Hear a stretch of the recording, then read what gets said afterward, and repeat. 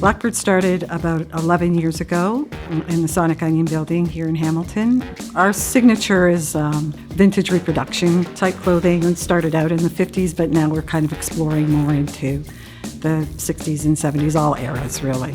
When we first started out, we didn't know a lot of the other fashionistas in the city until we actually made a real presence on this street and then been given the Supercall fashion zone to populate. It was only then until we started to reach out and find out who are the other designers in the city. And oh boy, there's a real community here too. Made in Hamilton is our absolute thing.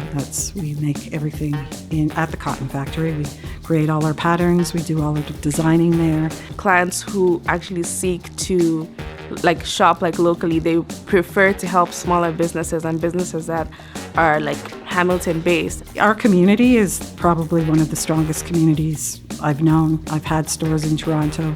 Hamilton loves supporting Hamilton. Music's certainly acknowledged here. Arts are certainly acknowledged here. So is film, by the way.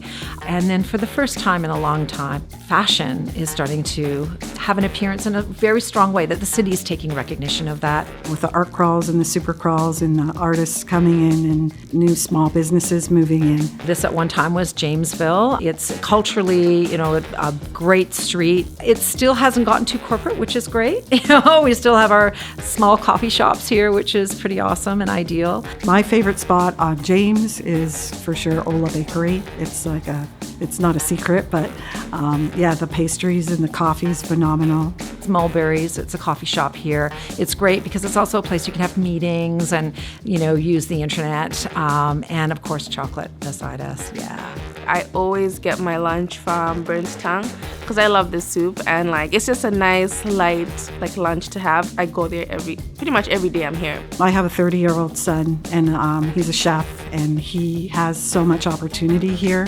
I love that because, again, of that support. Hamilton loves, the new shops, and we're sort of a collaborative city. So I love seeing that new faces and younger people moving in and people going to Mac and ending up staying here because the city is so cool. I've loved Hamilton. It's one of those places that you can actually do something from the ground up. I felt that instantly. It's that you could do anything is possible in Hamilton. It's just got a great community base and it's very supportive. I don't know, we're just going to keep rocking it.